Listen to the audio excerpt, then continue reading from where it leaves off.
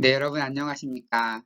예, 이번 시간에는 조노트의 과학과 종교, 상생의 길을 가다 5장 우주는 창조되었는가? 라는 제목을 가지고 호트의 네 가지 입장에 대해서 같이 살펴보도록 하겠습니다. 예, 우주는 창조되었나? 아니면 그냥 어떠한 원인에 의해서 알지 못하는 원인에 의해서 시작된 것인가? 과학에서 말하는 것과 종교에서 말하는 것, 이 우주가 어떻게 존재하게 되었는가에 대한 논의가 되겠습니다. 네, 성서에서는 하나님께서 세상을 이제 무로부터 창조했다라고 말을 합니다. 그러니까 언젠가 없던 무로부터 창조했다라는 말은 언젠가 없었던 시간이 있었던 거고, 아무것도 없었던 그때에서 아무것도 없었던 그 순간으로부터 무엇인가가 생겨났다라고 하는 거죠. 그렇지만 이게, 어, 그 당시, 옛날뿐만 아니라 지금까지도 이러한 생각은 굉장히 낯선 것이었습니다. 그래서 플라톤이나 아리스토텔레스를 포함한 고대 철학자들로부터 쭉 이어져 오다가 아인슈타인을 포함한 근대 과학자들까지도 우주는 영원하며 창조되지 않았다라는 것을 당연하게 받아들였습니다. 우주는 너무나 광대하고 너무나 어마어마한 거잖아요. 이러한 우주는 늘 존재했었고 앞으로도 늘 존재할 것이라는 아주 영원한 그런 개념으로서 이해를 한 것입니다. 그래서 아인슈타인은 우주는 항상 역동적으로 변하기보다는 영원하고 그리고 필연적이다. 한다고 생각을 했습니다. 따라서 우주의 기원을 말하는 빅뱅 이론은 처음에 상당히 종교적인 것으로 비판을 받아왔습니다. 르메트르가 이 이론을 말했을 때에 이거는 말이 안 된다. 이거는 종교지 이게 어떻게 과학이야? 라는 반응이 나왔던 거죠. 그래서 계속된 물리학의 발전으로 인해서 대부분의 과학자들은 이때 우주가 유한하다는 것을 받아들입니다. 그러니까 사실 어찌 보면 우주가 영원하다라고 하는 그런 생각들은 뭐 철학자, 과학자뿐만 아니라 당시 지식인들이라고 하면 그 고대부터 그 긴 시간 동안에 우주는 영원하고 시작도 끝도 없고 그 필연적인 것이고 영원한 것이라고 이해를 했었던 거죠. 그런데 이제 기독교 성서의 가르침은 우주의 시작이 있었고 태초의 시작이 있었고 그리고 종말이 있다라는 얘기를 하고 있는 겁니다. 그런데 이제 과학의 발전으로서 이제 빅뱅 이론이 나오게 되면서 우주의 어떠한 시작의 지점이 있다라는 아이디어가 나오게 된 거죠. 그러자 이것은 종교적인 영역에 있었던 건데 이것이 이제 과학 이론으로 발전하게 되면서 어, 이제 다른 시대가 열렸던 거죠. 종교적이었다고 생각했던 것들이 이제는 지금은 과학의 이론으로서 우주의 시작이 있었다라는 것들은 과학 이론으로 받아들여지고 있습니다. 우주의 시작이 있다면 이것은 신의 존재를 의미하는 것인가? 그러니까 우주의 시작이 있다는 것을 받아들인다고 해도 그것이 신의 존재를 증명해 주는 건 아니죠. 어느 순간에 저절로 생겨났다라고 주장할 수 있는 사람도 있을 테니까. 그러니까 원인도 없이 자발적으로 생겨날 수는 없는가. 신을 설정하지 않으면 순수하게 우연적으로 생겨나야 되는 거잖아요. 그런데 너무 우연적으로 우주가 존재하게 되고, 그 오랜 시간 동안 지나해 오고, 계속 벌의 탄생과 사망과 이렇게 반복되다가 태양계가 만들어지고, 지구가 만들어지고 거기에 생물, 동물, 그러다가 인간에게까지 왔을 거라라고 하는 것, 이걸 너무 우연적으로만 보기에는 우연의 무한대의 우연의 반복인 거죠. 이렇게만 이해하는 것도 조금 어렵고. 근데 그런데 이것을 지지하기 위해서는 무한한 수의 빅뱅 또 얘기를 합니다. 빅뱅 한 번만으로 이 모든 것들이 이렇게 우연적으로 다 만들어졌을까라는 것이 어렵죠. 빅뱅이 한 번 있었는데 그 빅뱅으로 인해서는 생명체나 이런 게 만들어지지 않았고 다시 수축하거나 뭐 팽창하거나 해서 소멸해버리고 또 한 번의 빅뱅이 있었고 또 한 번의 빅뱅이 있고 무한한 수의 빅뱅을 가정한다면 그 많은 중에 어떤 거 하나는 지금 우주를 우리가 존재하는 그런 우주를 만들지 않았을까. 사실 이거는 다중우주 개념과도 어울려요. 그래서 어, 지금 이러한 우주 정말로 인류가 살기에 너무나 적합한 지금보다 태양이 약 5,800도, 5,700도를 유지하고 있는데 태양이 만약에 1도만 더 높아지면 지구상의 생명체는 살지 못합니다.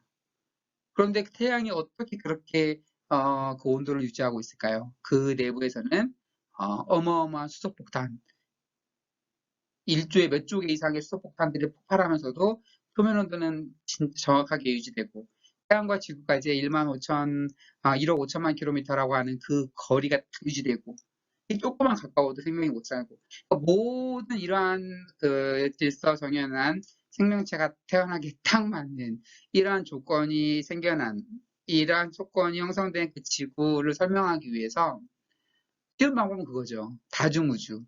굉장히 많은 우주가 있는 거예요. 그런데 그 중에 한 우주가 우연히 지금의 우주처럼 인간이 살 만한 우주가 되었다. 이런 설명도 하나의 설명인데 어쨌든 무수한 수의 빅뱅이 있었다고 하면 설명도 가능할까요?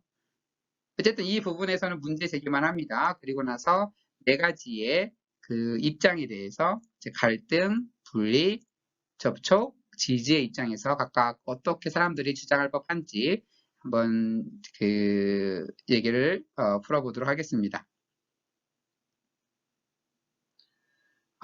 그렇다면 빅뱅 우주론과 창조주에 대한 신념이 공존할 수 있을까? 이에 대한 첫 번째 입장은 갈등입니다.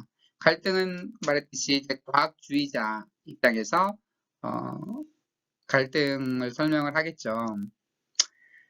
제 과학주의자 입장에서 과학만으로 모든 것을 다 설명할 수 있다. 과학은 종교와는 공존할 수 없다. 그들 갈등을 일으킨다라는 입장에서 보면 어, 빅뱅이론은 너무나 우주의 그가 만들어진 것들 너무나 잘 설명해 주기 때문에 이것만으로 충분하다라고 보겠죠. 우주의 시작이 있기 때문에 창조주가 있어야 된다? 그건 말이 안 돼. 우연히 시작될 수도 있는 거지. 우주가 어떤 원인 없이 자발적으로 폭발해서 존재하게 되었을 수도 있다. 이렇게 주장을 합니다. 빅뱅 이론과 양자 물리학에 따르면 한때 우주는 아원자 입자 크기였고 굉장히 어마어마하게 작았겠죠. 미시 물리학의 가상 입자는 그 자발적으로 생겼다가 사라졌다가 할 수 있습니다. 미시 물리학에서는 이런 게 가상 입자가 생겼다가 없어질 수도 있는데 만약에 그 빅뱅 그 초기 단계의 우주가 이처럼 아원자 입자처럼 너무나 작았다면 지금 미시 물리학에서 말하고 관측되는 그런 현상처럼 생겨났다가 없어졌다가 이러한 게 가능하다라고 하면 자발적인 생성과 폭발 이런 게 가능할 수도 있다라고 얘기를 하는 거죠. 예, 이제 그 빅뱅 이론에 대해서 이제 로버트 제스트로라고 하는 학자는 너무 재미있는 표현을 썼어요. 어떤 얘기를 하냐면 이성의 능력에 대한 믿음으로 살아온 과학자들에게 이 빅뱅 이야기는 악몽처럼 끝이 난다라고 하는 겁니다. 그런 과학자들은 무지의 산을 기어 올랐고 가장 높은 봉우리를 막 정복하려고 합니다. 그가 마지막 바위에 올라섰을 때 여러 세기 동안 거기에 앉아 있었던 한 무리의 신학자들이 그를 맞이해 준다. 무슨 얘기냐면, 이 우주의 기원을 찾아서 아무것도 모르는 이 미지의 영역을 찾아서 과학자들이 수없이 탐구해서 미지의 영역들을 조금씩 열어 갑니다. 그래서 다 열어서 가다가 이제 가장 과학적이고 가장 tech를 설명해주는 빅뱅 이론이라는 것을 발견해 놨는데 그 고지가 누가 있어요? 오래 세계선부터 먼저 정상에 올라 있었던 신학자의 무리들이 있어. 과학자 어서 와. 이렇게 하는 거죠. 이거 태초에 시작이 있었다라는 말 이미 우리가 다 예전부터 한 얘기야. 우주는 시작이 있었지. 어느 순간에 시작이 된 거야. 어, 그러니까 빅뱅 물리학을 허탈해 하는 거죠. 고작 과학자들이 밝혀내는 게 이거냐. 결국 신학에서 말하고 있는 그 시작이 있었다라는 이런 거냐라고 하면서 허탈해 하면서 이제 그 하나의 비유로서 그런 얘기를 하게 된 거죠. 그래서 이 빅뱅이라는 말은 가톨릭 사제의 어떤 그 벨기에 천문학자 조르즈 르메트르의 아이디어를 이 프레드 호일이라고 하는 사람이 비판하면서 시작된 거죠. 한 라디오 프로그램에 나와서 이 프레드 호일이, 근데 프레드 호일은 정상 상태 우주론이라 그래서 당시 사람들 대부분이 믿었던 한 우주는 태초부터 어떠한 하나의 정서적인 상태로 계속 유지되어 오고 영원히 이렇게 유지될 것이다라고 생각했던 대부분 학자들이 그런 생각을 갖고 있었어요.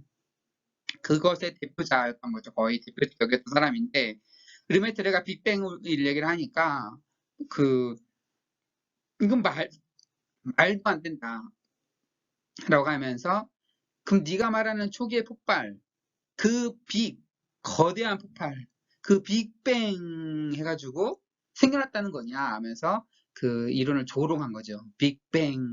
야, 그럼 네가 말하는 그 빅뱅으로 인해서 이게 우주가 생겨났다는 거니? 하면서 조롱하면서 한 말이었는데 그게 이제 학명으로 지금 자리를 잡게 되었습니다.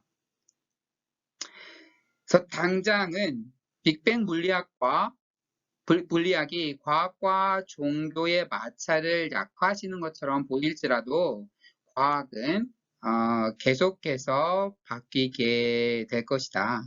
갈등 입장에서는 그래 우리가 과학적으로 발견하는 빅뱅 이론이 되게 종교적인 것 같지 내가 말하는 것 같지 아니야. 우리가 좀 더 밝혀내면 과학은 종교와 공존할 수 없어. 과학으로 모든 것이 설명 가능해. 라는 입장이 이제 갈등의 입장이 되겠습니다.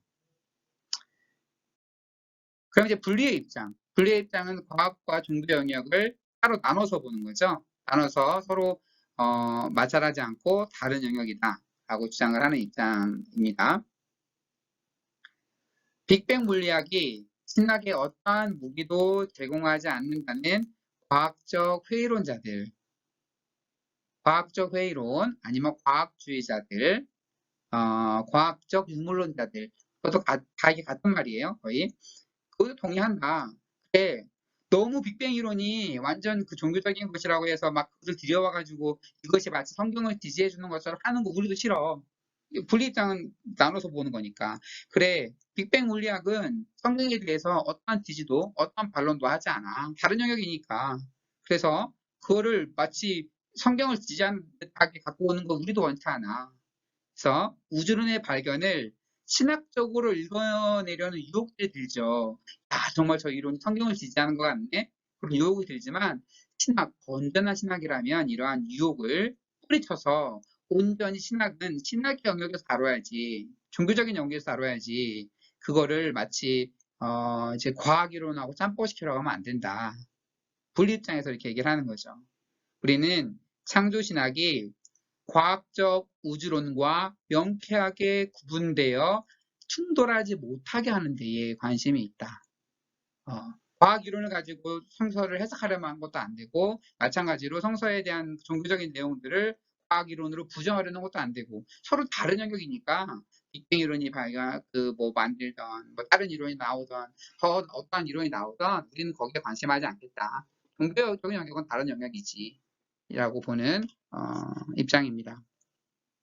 그래서 신학과 물리학은 전적으로 다른 증의를 말하고 있어서 창조 교리의 개연성은 결코 빅뱅 이론에 의존하지 않는다. 빅뱅 이론에 의존해가지고 할 거 없다. 전혀 다른 영역이다라고 하는 거예요. 궁극적 질문을 다루는 것이 과학의 임무가 아니기 때문에 빅뱅 우주론은 창조가 종교적인 깊이에서 무엇을 의미하는지에 대해서 아무 말도 해줄 수가 없다. 그러니까 빅뱅 우주론이 뭔가 대단한 성경에 대해서 뭔가를 신의 창조에 대해서 뭔가를 말하는 것 같지만 아니다라고 하는 거예요.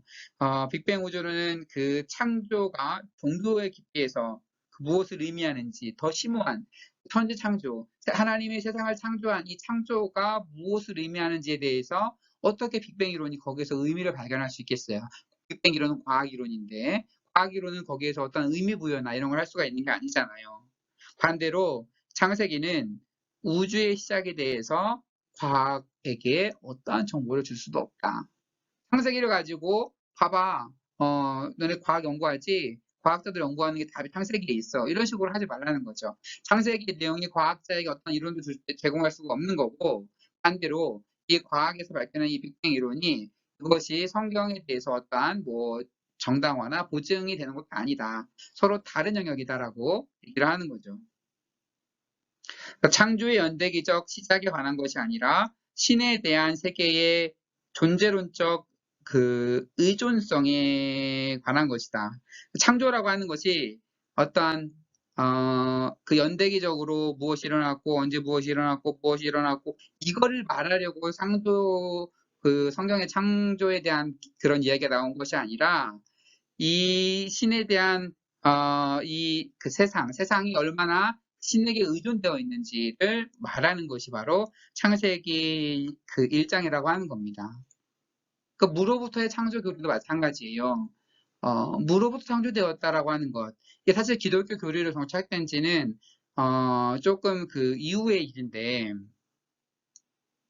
왜 무로부터의 창조 교리가 나왔냐면 그러니까 무로부터의 창조가 아니면 하나님이 창조하기 이전에 무엇인가 세상에 존재했다라고 하는 거죠. 신에게 의존하지 않고 존재하는 무엇, 신과는 다른 신이 창조하지 않은 무엇이 있다는 것. 그것이 이론상 말이 안 되기 때문에 그런 교리를 얘기를 하는 거예요. 다시 말하면 창세기 1장에서 그 첫째 날에 뭘 만들고 둘째 날에 뭘 만들고 하는 것은 그렇게 시간 순서대로 무엇인가를 만들었다고 하려는 그런 얘기하려는 게 아니라 세상에 존재하는 모든 만물, 모든 것들은 신에 의해서 만들어졌고 신에게 그 신과의 관계 속에 있다라고 하는 거예요. 그러니까 어떤 거라도 신 없이 존재한 것은 없고 그렇다면 이 온 피조물은 그 신과의 밀접한 관계 속에 놓여 있다라는 그것을 말하려는 것이 바로 성서의 창세기 1장에 대한 내용이다. 창조교리는 빅뱅 우주론이 다룰 수 없는 더 중요한 것을 묻고 있습니다. 왜냐하면 왜 아무것도 없지 않고 무언가가 존재하는가? 과학에서는 이런 건 안 묻죠. 어떻게 창조되었는가? 어떻게 시작되었는가? 태초에 어떠한 일이 있었는가? 어떠한 원인이 있었기 때문에 지금의 우주가 만들어졌는가? 이것이 과학을 물어요. 과학이 이것을 묻는 거죠. 그렇지만 종교의 영역에서는 그거 묻는 게 아니에요. 왜 아무것도 없어도 되는데 왜 무엇인가가 만들어졌는가? 왜 우주가 없어도 되는데 왜 하나님은 신은 왜 우주를 만들었는가? 이러한 의미에 더 중점을 둔다고 하는 거죠. 창조신학은 시간적 시작에 관심이 있는 것이 아니라 모든 것이 완전한 선물로 주어졌다는 것을 우리에게 일깨우는 데에 관심이 있는 겁니다. 그래서 창세기 1장을 읽고 나서 첫째 날에는 빛이 만들어 빛이 있으라 했고, 둘째 날에는 뭐 공탕을 나누고 우리를 물감을 나누게 하시고, 셋째 날에는 뭘 만들고, 넷째 날에는 뭐 해와 별과 달을 만들고, 이러한 순서 외우는 거 이런 건 전혀 관심이 없다라고 하는 거죠.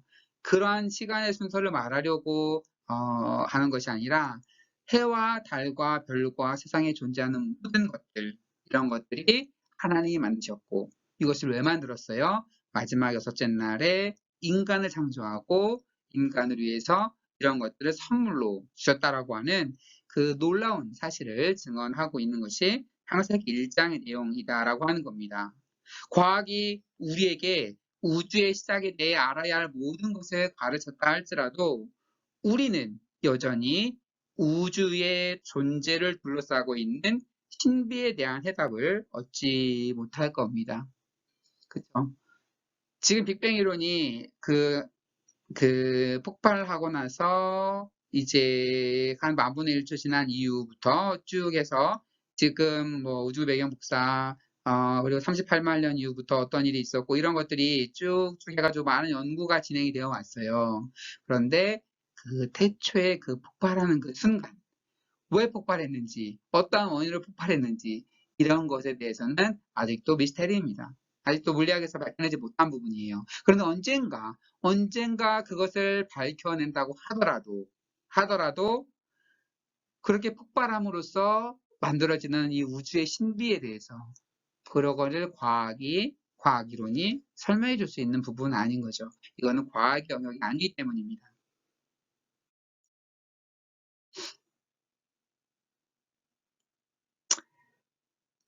그래서 창조신학은 반드시 우주에 시간적 시작이 있어야 된다는 가정에 의존하지는 않습니다.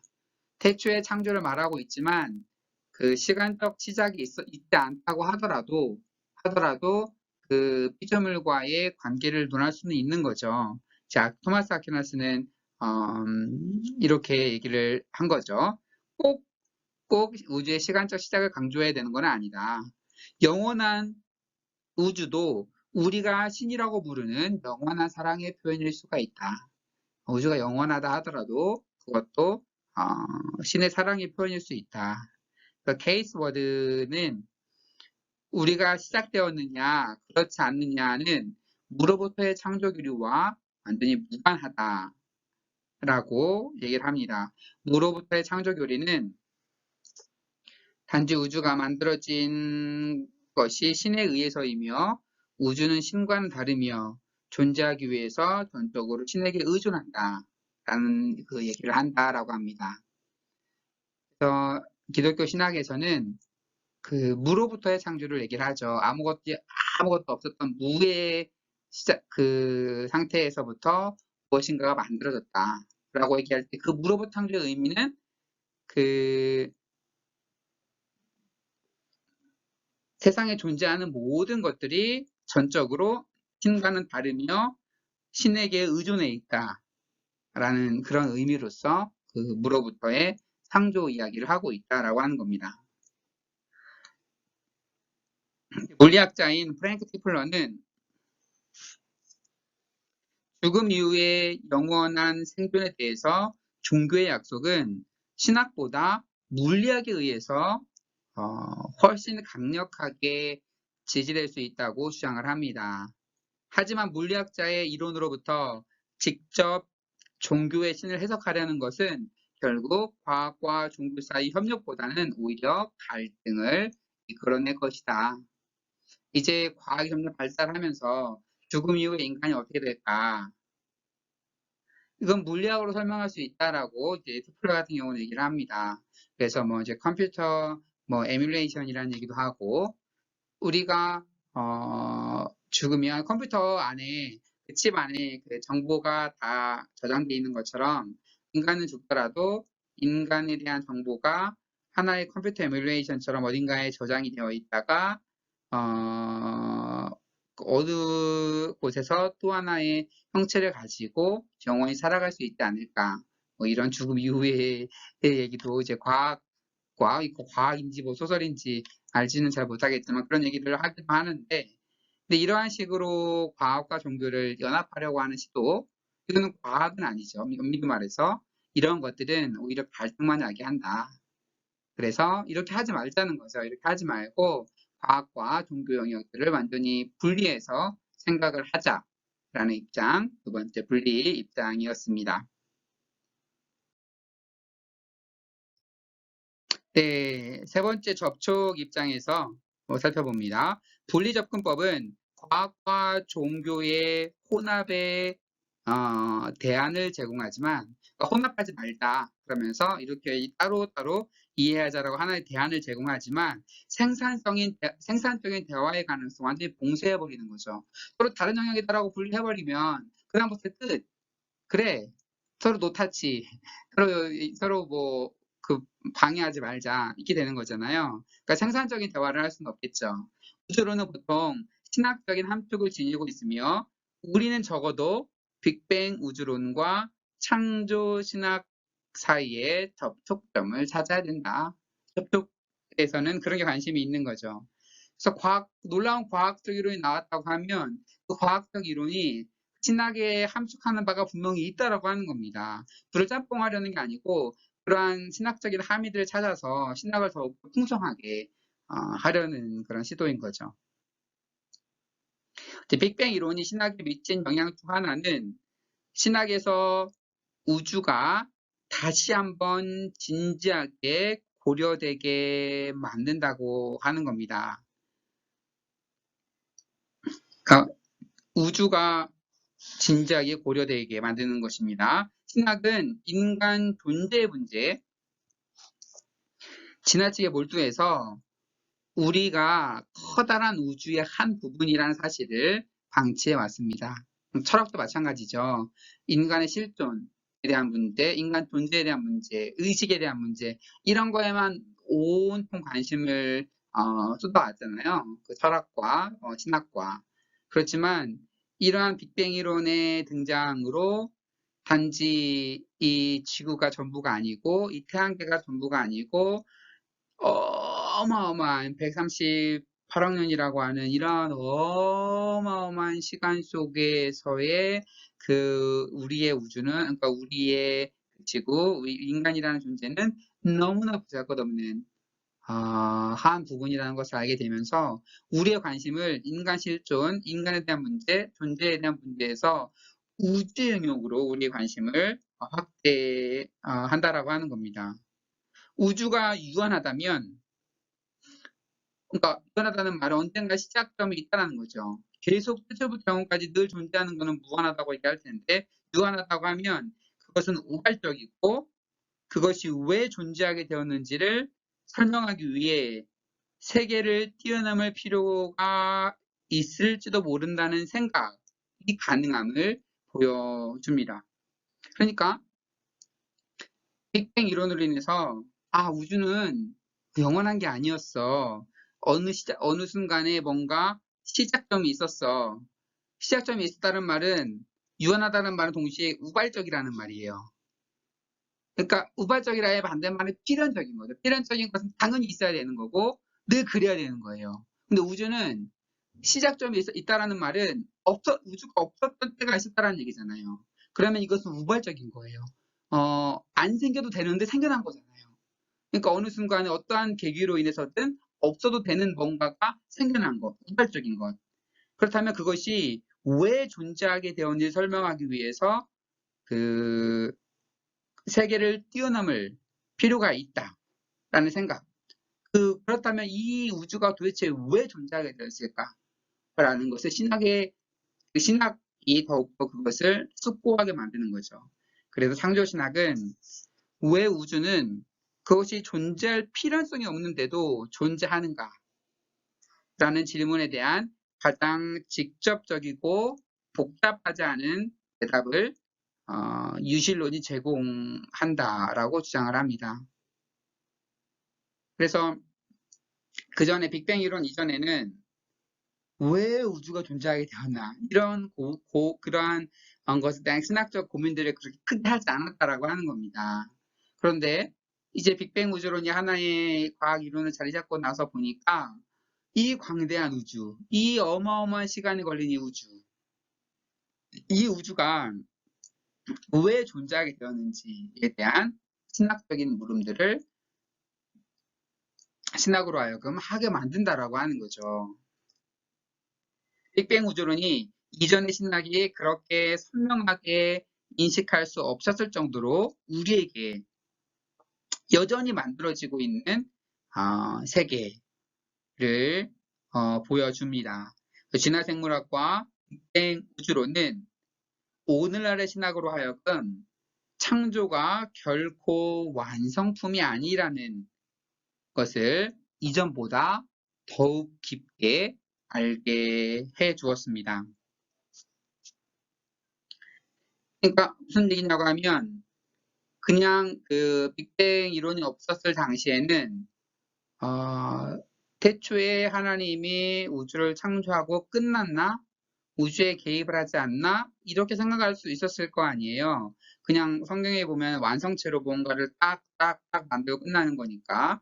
그런데 빅뱅 우주론의 등장, 그리고 어마어마한 긴 시간 동안에 생물의 진화, 이런 것들을 이제 보게 됨으로써 이제 그 태초에 한 번뿐인 창조가 아니라 지금도 계속해서 창조하는 하나님의 창조 사역에 대해서 신학으로 하여금 더욱 고민하게 만든다고 하는 겁니다. 그래서 그 진화생물학 그리고 빅뱅 우주론은 창조가 결코 완성품, 끝난 것, 창조는 더 이상 없어 이게 아니라 지금도 계속해서 창조 과정 속에 있다, 신의 창조 과정 속에 있다라고 하는 것을 신학이 더욱더 깊이 체감하게 만드는 데에 도움을 주었다라고 하는 겁니다.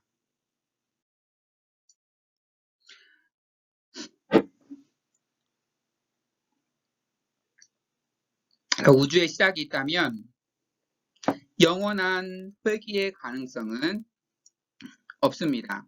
그러니까 우주가 돌고 돌고 하는 순환, 늘 존재하는 그 시간의 무한한 순환 속에 있다라고 하면 언젠가 다시 회귀하고 돌아가고 영원 회귀할 텐데 시작이 있고 그리고 언젠가는 끝이 있다라고 하면 그건 회귀가 아닌 거죠.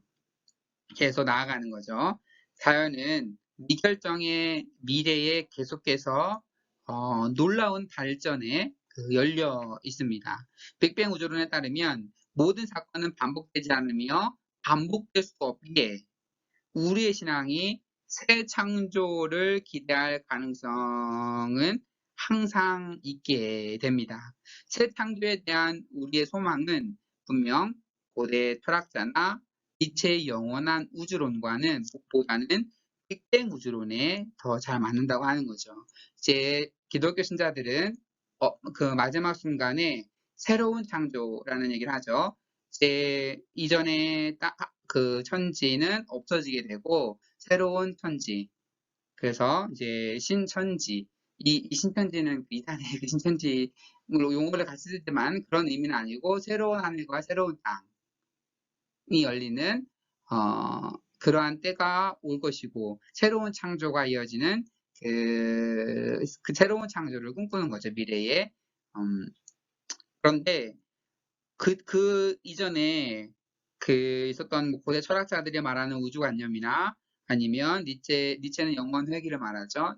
그러한 사상가들에 의한 그 우주 이해에서는 이러한 새로운 창조에 대한 기대가 쉽지 않잖아요. 뭔가 계속 순회하고 있는데 뭔가 새로운 것이 나와? 이렇게 생각하기 쉽지 않습니다. 늘 돌고 도는 순환 속에 있는 거죠. 그런데 어느 순간에 시작이 있었고 빅뱅처럼 순간이 있었고 계속해서 어느 순간을 나아가다가 그 우주가 어느 순간에 종말을 맞이하게 되겠죠. 종말에 대한 시나리오도 우리 이제 카오스 영상에 보면 잘 나와 있죠. 여러 가지 가능한 시나리오들이 있습니다. 그렇다면 시작과 끝이 있다라고 하면 여기에서 우리가 새로운 창조, 마지막 순간에 어떠한 일이 있을까에 대해서 보다 놀라운 기대를 할 수 있게 되는 거죠. 비록 빅뱅 이론이 우리 존재의 근원에 대한 종교적 탐구와 논리적으로나 신학적으로 구분 가능하다고 할지라도 둘은 실존적으로는 분리될 수 없다. 연결되어 있다는 말입니다.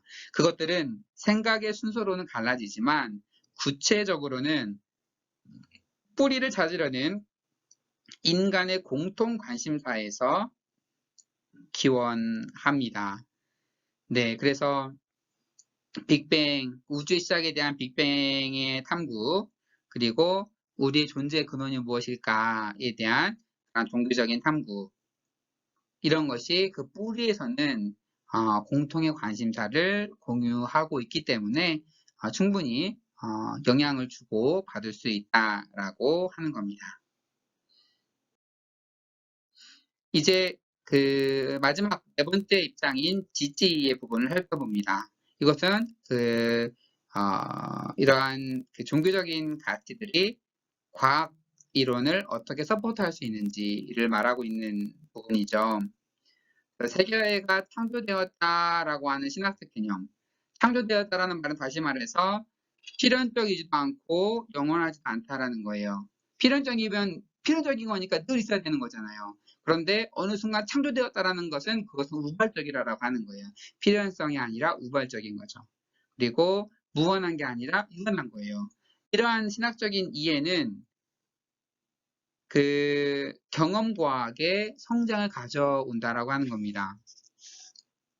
만약 우주가 영원하고 필연적이라고 가정하면 경험과학은 본질적으로 부적절합니다. 왜냐하면 우주의 모든 특징은 이론상 필연적인 제1원리로부터 연역될 수 있기 때문이다.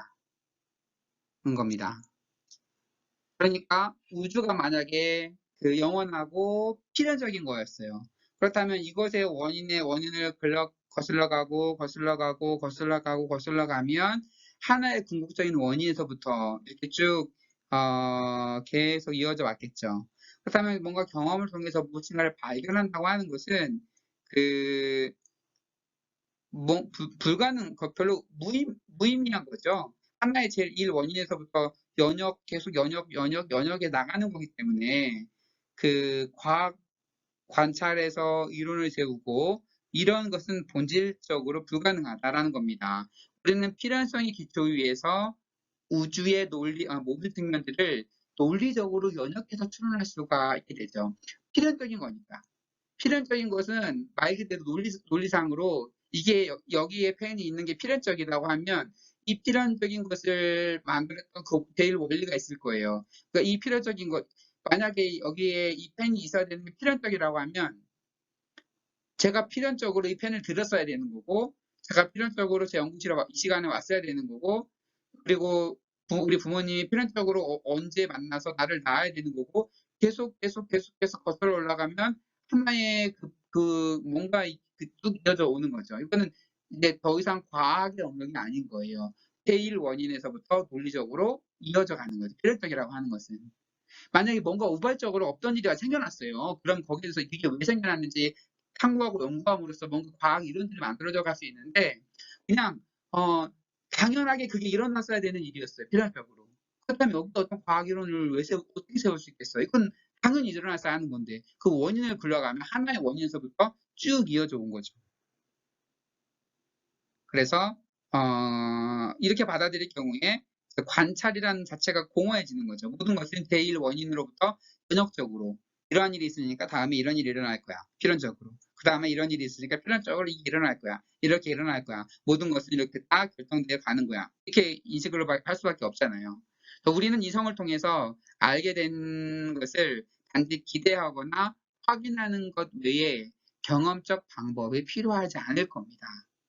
세계가 어떠한가를 알기 위해서 세계를 들여다볼 필요가 없는 거죠. 굳이 연구할 필요가 없는 거예요.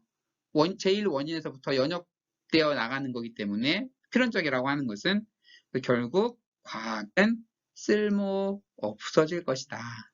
우주가 필연적이고 늘 영원했던 것이라고 하면 어떠한 경험과학이 성립되지 않았을 텐데 그런데 이러한 종교적인 영역에서 이 세상이 어느 순간에 없던 세계가 만들어진 것이고 그럼으로써 인해서 우발적인 것이고 우발적인 일들이 계속해서 반복해서 일어난다라는 것을 인지해야지만 경험과학이 가능하기 때문에 이러한 종교적인 발견들, 종교적인 아이디어들이 과학의 그 존재 가능성을 기저에서 서포트하고 있다는 겁니다.